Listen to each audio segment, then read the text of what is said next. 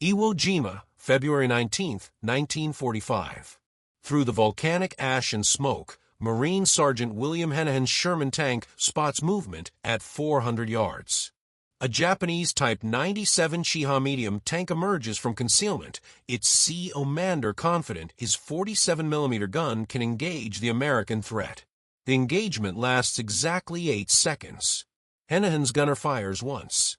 The 75mm armor-piercing round punches through the Chiha's thin 25mm armor like a knife through paper. The Japanese tank's ammunition detonates in a catastrophic explosion. All 4 crew members die instantly. According to 4th Tank Battalion action reports, this wasn't exceptional combat, it was typical. By war's end, official Army records document American Sherman tanks achieve kill ratios exceeding 10-to-1 against Japanese armor in virtually every engagement. During the Philippines campaign in 1944, the 754th Tank Battalion reported a stunning 47 Japanese tanks destroyed while losing only 4 Shermans. 3 of those 4 American losses? Anti-tank mines and mechanical breakdown. Not a single Sherman destroyed by enemy tank fire. Japanese tank commanders knew they were outmatched. Captured documents translated by Army intelligence reveal their desperation. One officer from a 2nd Tank Regiment, interrogated after his capture, described the impossible situation. Attempting to fight their tanks was like attacking battleships with rowboats. Our shells simply bounced off their armor. Their shells went through us like we were made of paper. The numbers don't lie. American technological superiority was so complete that one Sherman could, and regularly did, destroy 10 Japanese tanks without taking a scratch. But how did this incredible mismatch happen? How did Japanese military planners create tanks so inferior that their crews called combat missions suicide duty? The answer reveals a shocking gap in technology, doctrine, and industrial power that Japanese commanders fatally underestimated until burning wrecks littered every Pacific battlefield. To understand how Japanese tanks became so hopelessly outmatched, we must travel back to the 1930s, where Japanese armor doctrine was born in the mountains and plains of Manchuria and China. Japanese tank designers faced opponents with virtually no armored forces. Chinese armies had almost no tanks, no anti-tank guns, and no experience fighting mechanized warfare. According to Japanese monograph number 156, official Imperial Army development documents translated by American intelligence after the war, Japanese engineers deliberately prioritized speed and infantry support over armor protection and anti-tank capability. Why build heavy armor when your enemy has nothing that can penetrate thin steel? The result was the Type 95 Hago light tank and Type 97 Chiha medium tank. The Chiha carried a modest 37mm gun and maximum armor, just 25mm thick. It weighed only 15 tons. The Hago was even lighter at 7.4 tons with just 12mm of protection. Both tanks could achieve 25 miles per hour cross-country, excellent mobility for jungle warfare. And against Chinese forces, they were absolutely devastating. Throughout the Second Sino-Japanese War from 1937 to 1941, Japanese armor crushed resistance at Shanghai, Nanjing, and dozens of other battles. Stephen Zaloga's comprehensive historical analysis documents how these tanks performed brilliantly in their intended role, terrorizing infantry and destroying fortifications that had no answer to armored assault. Japanese confidence soared with early World War II victories.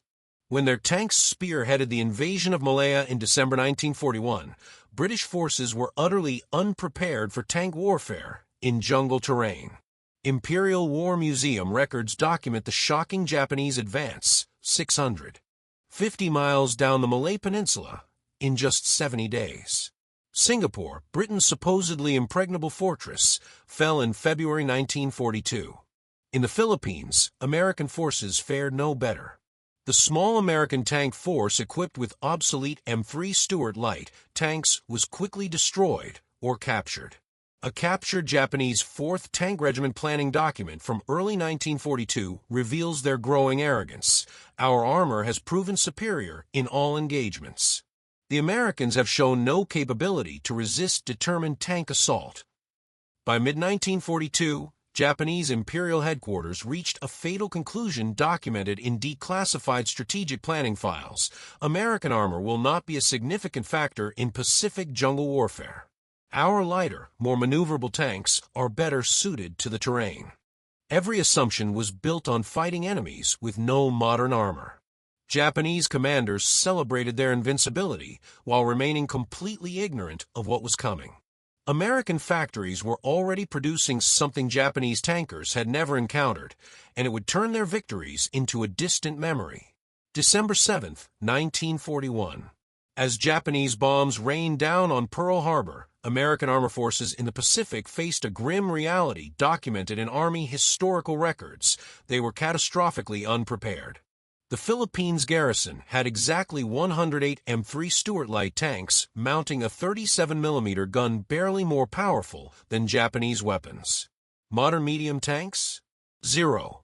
The official Army history of the Philippines campaign makes the stark admission: American armor was inadequate for the fight ahead. The early months of 1942 proved disastrous. At Bataan, American Stuarts faced Japanese Type 97 Chihas in combat. After-action reports reveal American tankers' bitter frustration. Their 37mm guns couldn't penetrate even the thin 25mm armor of Japanese medium tanks at normal combat ranges. Meanwhile, Japanese 47mm anti-tank guns knocked out American tanks with devastating efficiency. By May 1942, American armor in the Philippines was destroyed or captured. The lesson was clear: light tanks couldn't win this war. But even as American factories began producing the superior M4 Sherman tank, getting them to the Pacific presented enormous challenges. Smithsonian logistics documentation reveals the brutal truth. In 1942 and 43, priority for Sherman production went to North Africa and Europe. Pacific commanders received leftover Stuart light tanks and the awkward M3 Lee medium tank with its sponsor-mounted 75mm gun that couldn't traverse independently. Marine Corps records show the 1st Tank Battalion didn't receive M4 Shermans until just before Tarawa in November 1943, nearly 2 years into the war. Allied commanders remained skeptical. British intelligence assessments from 1943, now archived in the Imperial War Museum, concluded the M4 Sherman is adequate but not exceptional. Against German tanks, it is merely satisfactory. Military planners worried about more than enemy tanks. A 1943 Army logistics study warned that Sherman tanks weighing 33 tons might prove impractical for amphibious operations on coral atolls and in dense jungle environments. The consensus among Allied commanders was clear: American armor would play only a supporting role in the Pacific. Infantry would win the real battles. They had no idea how wrong they were. American tank designers had created something Japanese forces had never encountered, and it would change everything. While American Shermans struggled against German Tigers and Panthers in Europe, something remarkable remained hidden from Japanese intelligence. Against Japanese armor, the Sherman wasn't just superior, it was absolutely dominant. The technical specifications tell a devastating story. The M4 Sherman mounted a 75mm M3 main gun capable of penetrating 92mm of armor at 500 yards. Its own frontal armor measured 51mm of sloped steel, angled to deflect incoming rounds. It weighed 33 tons and carried a 5-man crew trained to perfection. The Japanese Type 97 Chiha, even with its improved 47mm Type 1 gun, could penetrate just 55mm of armor at 500 yards. Its own protection? A pathetic 25mm maximum with minimal sloping. It weighed only 15 tons with a 4-man crew receiving increasingly inadequate training. Declassified Aberdeen Proving Ground Ballistics testing from April 1943 reveals the lethal mathematics. The Sherman's 75mm gun could punch through the Chiha's thin armor at ranges exceeding 2,000 yards. The Japanese 47mm gun could only threaten the Sherman's frontal armor at point-blank range under 100 yards, and that was against flat test plates, not the Sherman's sloped armor, which deflected rounds even more effectively. Military historian Stephen Zaloga's analysis, drawing from multiple combat reports, concludes bluntly, in practical terms, a Sherman could destroy a Japanese tank before the Japanese tank could even effectively engage. The Japanese simply lacked the firepower to hurt American medium tanks. But American superiority went far beyond raw firepower. Army Ordnance Department records document another crushing advantage: optical superiority. The Sherman's M38 telescopic sight provided 5 times magnification with precision reticles allowing accurate ranging. Japanese tanks relied on crude 2.5 times magnification optics with basic aiming systems. American gunners could identify and engage Japanese tanks at ranges where Japanese tankers could barely distinguish targets from terrain. American doctrine multiplied these advantages. Marine Corps and Army training manuals from Fort Knox and Quantico emphasize combined arms coordination Japanese forces couldn't match. Sherman crews trained extensively with infantry support teams, artillery forward observers, combat engineers, and air liaison officers, creating integrated killing systems rather than isolated tanks. Crew training told another stark story. Army records show Sherman crews averaged 16 weeks of specialized training before deployment. Japanese tank crews, suffering desperate personnel shortages by 1944, received as little as 4 weeks training. Fort Knox gunnery records document American crews achieving 70 to 80% first-round hit rates at 800 yards against stationary targets. American tankers could even engage targets while moving, something Japanese doctrine didn't attempt. Finally, American industrial might provided overwhelming numerical advantage. By 1943, American factories produced 2,000 Sherman tanks monthly. Japanese production peaked at 200 tanks per month total, most obsolete light tanks. With these crushing advantages in firepower, protection, optics, doctrine, training, and production, American tanks began arriving in the Pacific in late 1943. Japanese commanders had absolutely no idea what was coming. November 1943. Tarawa Atoll. Marine Corps 2nd Tank Battalion brings 14 M4 diesel Shermans ashore at BDO Island, the first time Japanese forces face American medium tanks in combat. The Shermans perform brilliantly against fortifications, but Tarawa's coral reefs and bunker warfare limit tank versus tank action. Japanese armor is largely absent. The real test remains ahead. That test arrives 1 year later in the Philippines. October 1944. General Douglas MacArthur returns to liberate the Philippines, and Japanese commanders prepare their strongest armored defense of the Pacific War. Intelligence summaries from MacArthur's headquarters identify the Japanese 2nd Tank Division with approximately 220 tanks concentrated to defend Leyte and Luzon, the largest enemy armor force American tankers will face in the Pacific theater. The American response is overwhelming.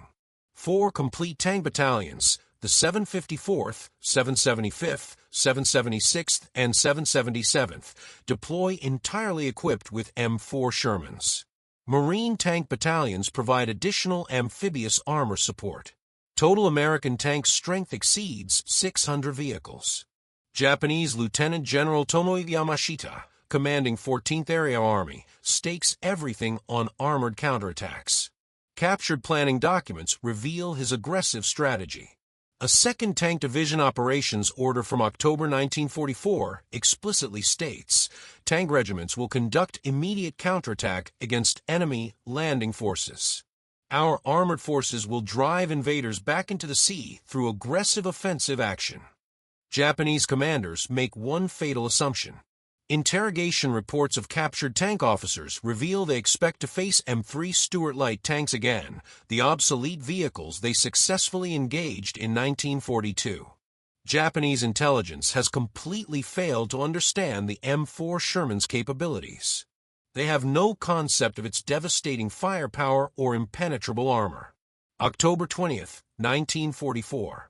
American forces land on Leyte under clearing skies. The monsoon season is ending. Army weather records document perfect conditions for armored operations, firm ground, and excellent visibility. October 23rd and 24th. American signal intelligence detects major Japanese tank movements toward the beachhead. Radio intercepts show armored units moving into attack positions. The counterattack is imminent. American Sherman crews prepare defensive positions. The 754th Tank Battalion Journal records a briefing. Expect enemy armor attack. Rules of engagement. Engage all enemy armor on sight. Maximum range. Armor-piercing ammunition is loaded. Rangefinders are calibrated. Gunners review their training. 70 to 80% first-round accuracy at 800 yards. The stage is set. Japanese tanks are rolling forward, their commanders confident of victory. They have no idea they're driving into the most one-sided tank battle in military history. October 25, 1944. 0600 hours. Dawn breaks over Leyte near Tacloban. Approximately 40 Type 97 Chiha tanks from the Japanese 7th Tank Regiment roll forward in column formation, commanders confident they'll smash the American beachhead. They're driving straight into Company C, 754th Tank Battalion. 0615 hours. Sergeant Harold Carlson, commanding an M4 Sherman, spots movement through morning haze at 1,200 yards. His after-action statement describes what happens next. We saw them coming in column formation, about 40 tanks. They hadn't spotted us yet. I ordered my gunner to take the lead tank. First shot, 1,200 yards, armor-piercing. Direct hit, center mass. The Jap tank exploded. Ammunition must have cooked off. We fired 4 more rounds in 30 seconds. For more tanks burning. They still hadn't figured out where we were shooting from. The Sherman's superior M38 telescopic sight, 5 times magnification, allows American gunners to engage at ranges where Japanese tankers can barely distinguish targets. Within 5 minutes, Company C destroys 11 Japanese tanks. The Japanese, unable to return accurate fire, attempt to close the distance. It's exactly the wrong tactic. At 600 yards, additional American Shermans engage from concealed positions. The 754th Tank Battalion's official report describes the next 20 minutes. Enemy armor continued advance despite heavy losses. At 600 yards, our 75mm guns penetrated with every hit. Enemy rounds struck our frontal armor multiple times with no penetrations. Enemy tanks began maneuvering erratically. Their formation collapsed. Many tanks abandoned or left burning. Engagement terminated 0645 hours with complete destruction of enemy force. 30 minutes. 37 Japanese tanks destroyed. 3 abandoned. 0 American tanks destroyed. 2 Shermans show minor armor damage. All Japanese rounds deflected. A captured Japanese tank company commander, Captain Yoshiro Hayashi, describes the nightmare in his interrogation report. We could not understand how American tanks destroyed our forces from such distance. Our shells hit their tanks repeatedly with no effect. It was like shooting at fortresses. When we tried to close range, they killed us even faster. Half my company was destroyed in less than 10 minutes. I ordered retreat, but few tanks escaped. The pattern repeats throughout the Philippines campaign. At Breaking Rock Ridge in November, Marine Shermans from 1st Tank Battalion destroy 6 Type 95 light tanks attempting counterattack, all 6 eliminated in under 4 minutes at ranges of 400 to 800 yards. January 1945. Clark Field area on Luzon. The 775th Tank Battalion faces the largest remaining Japanese armor concentration, approximately 60 tanks. The battle lasts 3 hours. Final toll, 57 Japanese tanks destroyed, 3 capture intact. American losses, 2 Shermans damaged, 1 by mine, 1 by friendly fire. 0 destroyed by enemy tanks. Post-battle Ordnance Department examination reveals the technical dominance. Japanese armor shows clean penetrations from all angles. Many tanks have 5 to 7 penetrating hits. American armor rarely shows more than paint scratches from Japanese rounds. Several Japanese tanks were destroyed by single shots penetrating ammunition storage, catastrophic kills. By Philippines campaign's end, MacArthur's headquarters compiles the final statistics: 347 Japanese tanks destroyed. For American tanks lost to enemy tank fire. Kill ratio, 86.75 to 1. The 10 to 1 ratio Sherman crews mentioned? Conservative. The Philippines slaughter forced Japanese imperial headquarters to face a devastating reality. Their tanks couldn't fight American Shermans. January 1945. Japanese monograph number 179. Official Imperial Army operational documents translated by American intelligence after the war reveals the strategic capitulation. New directives fundamentally change Japanese armor employment. Tank forces will not be employed in counterattack role against American armored forces. Armored vehicles will be used exclusively as mobile pillboxes in static defensive positions. Direct engagement with American medium tanks is to be avoided at all costs. This wasn't tactical adjustment. This was total abandonment of offensive armor doctrine, an admission that Japanese tanks simply couldn't fight Shermans in mobile warfare. Iwo Jima, February 1945. Lieutenant General Tadamaki Kurabayashi commands approximately 23 tanks, mostly Type 95 light tanks. Rather than using them as mobile forces, he orders them buried as immobile gun positions. Marine Shermans from 4th and 5th Tank Battalions systematically destroy each static position. Sergeant William Hanahan's post-battle statement describes the engagements. We'd spot a Jap tank buried in a cave or behind rocks. We'd pump 5 or 6 rounds of high explosive into it until it stopped shooting back. Their armor was so thin, our 75mm would blow right through even when they were hull down. Multiple hits were needed only because tanks were dug in with turrets exposed, not because Japanese armor provided protection. Interrogation reports of captured Japanese tank crews reveal profound psychological collapse. Multiple prisoners from Philippines and Okinawa campaigns expressed similar despair documented in Army intelligence reports. Fighting American tanks was hopeless. Our crews called. It's suicide duty. Men prayed before entering their tanks because they knew they would not return. American tanks could destroy us from distances we could not even see them. When we did hit American tanks, our shells bounced off like throwing stones at an elephant. Okinawa, April through June 1945. The Japanese 27th Tank Regiment has approximately 40 tanks. Captured operational documents show they're ordered to remain concealed, engage only infantry, and explicitly avoid Sherman tanks. Even these desperate tactics fail. Army and Marine records document virtually all Japanese tanks destroyed by Shermans. The 193rd Tank Battalion reports finding 6 abandoned Japanese tanks in perfect mechanical condition.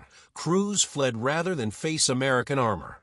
By mid-1945, Japanese engineers frantically develop the Type 3 Chinu medium tank mounting a 75mm gun with improved armor, theoretically capable of threatening Shermans.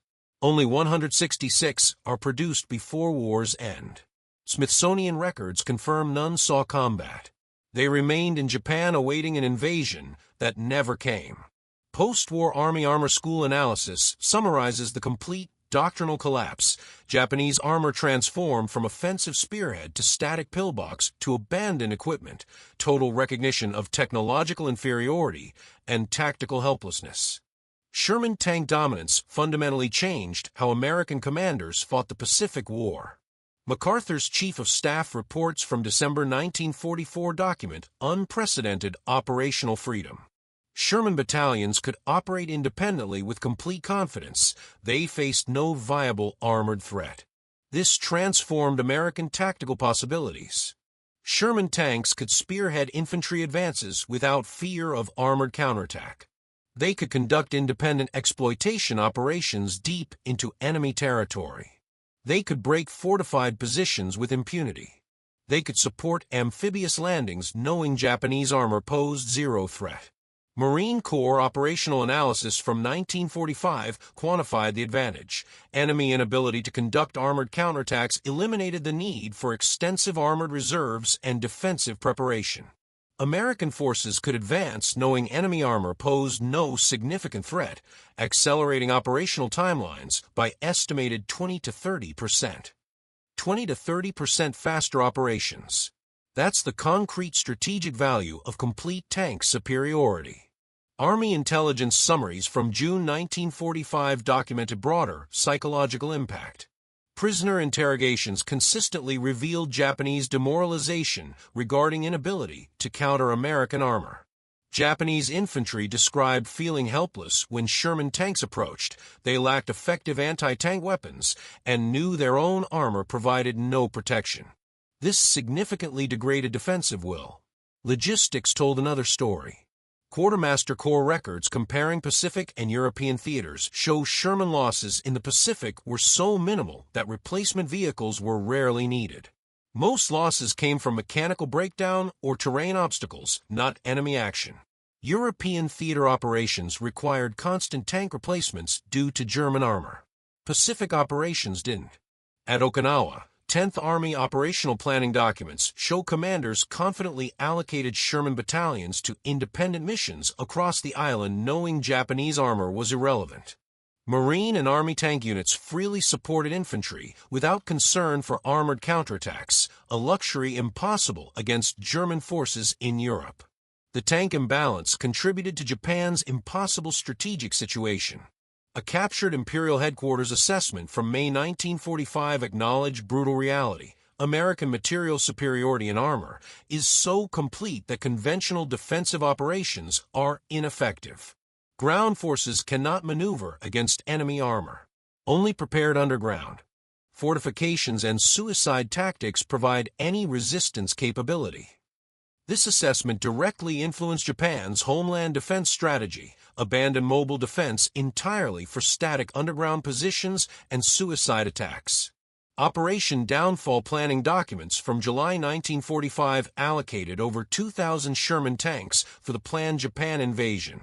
Allied planners had complete confidence in armor superiority.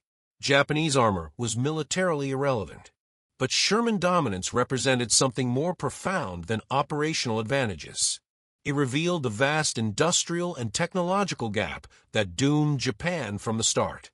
The Pacific tank disparity reveals a fundamental truth about World War II.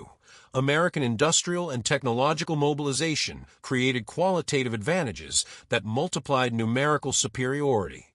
Army Center of Military History's comprehensive analysis states it clearly. While American forces faced technological challenges against German armor in Europe, no such challenge existed in the Pacific. Japanese armor development had stagnated in the 1930s, while American industry produced modern weapons in overwhelming quantities. This disparity exemplifies how industrial capacity translates directly to battlefield dominance. Army War College historians have extensively studied Japanese armor failure. Their professional analysis concludes Japanese doctrine was fundamentally mismatched to Pacific War realities. Japanese tanks were designed for China in the 1930s, facing opponents with virtually no armor or anti-tank weapons. When Japanese planners assumed this paradigm would continue, they fatally misjudged their American adversary. Professor Richard Frank's analysis in Downfall, The End of the Imperial Japanese Empire, explains Japanese military leaders made a catastrophic error assuming their early war successes represented genuine technological parity. In reality, they had simply faced unprepared colonial forces and outdated American equipment. When modern American weapons arrived, the technological gap was insurmountable. The production numbers tell a stark story. War Production Board records document America producing approximately 49,234 Sherman tanks during World War II. Japan's entire war production? Approximately 6,300 tanks total, most obsolete light tanks inferior even to American pre-war designs. 8-to-1 production advantage. 10-to-1 combat effectiveness advantage. Combined result, 80-to-1 overall superiority ratio. Smithsonian National Museum's armor collection analysis demonstrates divergent technological paths. American development showed continuous improvement. M3 Lee in 1941, M4 Sherman in 1942, M4 EZ-8 in 1944, M26 Pershing in 1945. Each generation more capable. Japanese development stagnated. Type 97 Chiha in 1937 with 37mm gun. Type 97 Chiakai in 1942 with 47mm gun, modest upgrade. Type 3 Chinu in 1944 with 75mm gun. Too late, too few, never saw combat. Fort Moore's Armor School Historical Analysis notes the Pacific experience reinforced American confidence in mobile warfare doctrine and combined arms integration that became doctrinal foundations for post-war development. Professor John Dower's analysis in War Without Mercy provides broader context. The overwhelming American technological advantages in every category, armor, aircraft, naval vessels, demonstrated such complete superiority that Japanese military resistance was materially hopeless by 1945. This industrial and technological gap informs strategic decisions regarding war termination. Army Center of Military History notes Pacific tank battles receive less attention than European armor combat, less dramatic than Sherman versus Tiger battles, fewer. Total engagements overshadowed by island infantry campaigns. Yet, these lopsided battles reveal fundamental truths about industrial warfare, technological development, and strategic planning. Modern military education programs at West Point, Quantico, and Naval War College use Pacific armor operations as case studies teaching importance of continuous technological development, dangers of assuming past success predicts future performance, and critical role of industrial capacity in modern warfare. The Sherman versus Japanese tank story exemplifies American industrial might, technological innovation, and adaptive military culture that characterized the entire Pacific War effort. The historical record is absolutely clear. American M4 Sherman tanks were so superior to Japanese armor that engagements were barely contests. The documented 10-to-1 or greater kill ratios weren't anomalies. They were consistent, predictable outcomes of overwhelming American technological, industrial, and tactical advantages. Every major military history source confirms it. Official Army records. Academic analyses. Captured Japanese documents. Japanese tank crews faced certain death encountering Shermans. Their armor couldn't protect them. Their guns couldn't penetrate American tanks. Their doctrine provided no answers. The statistics tell the complete story. Philippines campaign, 86-to-1 kill ratio. 347 Japanese tanks destroyed. 4 American tanks lost to enemy armor. Iwo Jima, 23 Japanese tanks destroyed, 0 Shermans lost to enemy tanks. Okinawa, 40-plus Japanese tanks destroyed, 0 Shermans lost to enemy tanks. 1 Sherman could, and frequently did, destroy 10 or more Japanese tanks. This overwhelming dominance teaches fundamental truths documented by every military educational institution. Military preparedness requires continuous innovation. Japanese tanks were adequate for the 1930s, but catastrophically obsolete by the 1940s. Resting on past success guarantees future failure. Industrial capacity matters. American factories produced 8 Sherman tanks for every Japanese tank of any type. Quantity has a quality all its own. Combined arms integration multiplies effectiveness. American doctrine, training, and tactics made good tanks great. Japanese tanks failed partly because doctrine couldn't compensate for technological inferiority. Technology gaps are decisive. When one side has weapons the other literally cannot counter, tactics become irrelevant. Japanese tankers were brave and determined, but bravery cannot defeat physics. Lieutenant General Robert Eichelberger, 8th Army commander, wrote in his post-war memoir, "Japanese armor never posed a serious threat to our operations. Our tanks dominated every battlefield.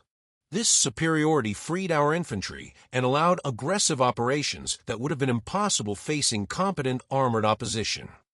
If this incredible story amazed you, subscribe for more untold stories of American military innovation. How American submariners destroyed the entire Japanese merchant fleet.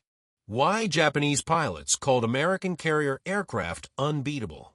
Secret weapons that shock Japanese commanders. Drop a comment about what Pacific battles you'd like analyzed. Share this with military history enthusiasts. Check the description for primary sources, official records, academic books, declassified documents. This is documented military history. The Pacific tank battles prove a timeless lesson Japanese commanders learned too late. Never underestimate American innovation, industrial might, and fighting spirit. Against Japanese armor, the Sherman was invincible. Thanks for watching.